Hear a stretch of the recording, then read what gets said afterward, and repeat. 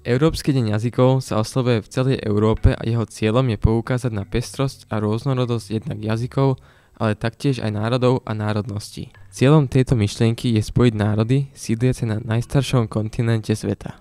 Chceli sme trošku podporiť žiakov v ich kreativite, vzťahu k jazykom, pretože na našej škole sa učia cudzie jazyky, predovšetkým angličtina, ale aj nemčina a ruština.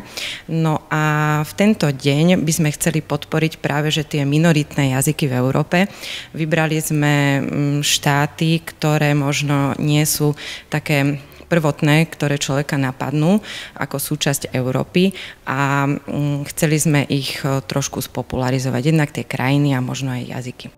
Prvý deň si triedy vylosovali svoju krajinu a pripravili o nej náučný kvíz. Ten sa bude využívať počas vyučovania cudzích jazykov. Kvízy sú zamerané na rôzne detaily zaujímavosti, vďaka ktorým si študenti majú možnosť rozšíriť obzory. My sme prvá C a vylosovali sme si Španielsko. Ja som nikdy nebol v Španielsku, akorát jediné, čo viem ako o Španielsku, ako celkovo, je, že sú tam napríklad tie bičie zápasy. Sme prvá B, vyžrebovali sme si Švédsko. O krajine sme sa dozvedeli, že teda jazyk je germánsky a krajina je veľmi... má peknú architektúru, je Pekné majú mesta, výhľady, majú tam aj ľadový hotel a jedlo majú zaujímavé a podobne. Keď sme z triedy 4. C a vylosovali sme si krajinu Taliansko, ako môžete vidieť. Tento krásny plagát robil Matej Babečka a trvalo mu to asi 2-3 hodinky. Porúčil by som vám navštíviť Benátky a Pisu a taká zaujímavosť, taliansky robia tam veľmi dobrú pizzu.